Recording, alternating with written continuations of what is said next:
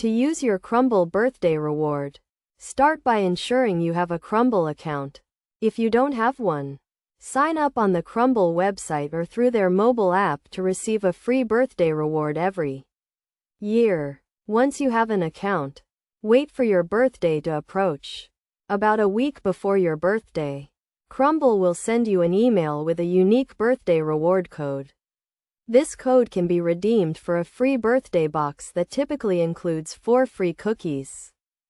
To redeem your reward, go to the Crumbl website or open the Crumbl app on your mobile device. Click on the Rewards section and enter the unique code sent to you via email. After entering the code, you will see your free birthday box reward added to your account. Next, visit your local Crumbl store to claim your free birthday box. Let the staff know you have a birthday reward to redeem and provide them with the code or show it to them on your app. They will then give you your free birthday box with 4 cookies of your choice. Remember to use your reward within the given time frame, usually a few days after your birthday. If you have any issues redeeming your reward, contact Crumbl customer service for assistance.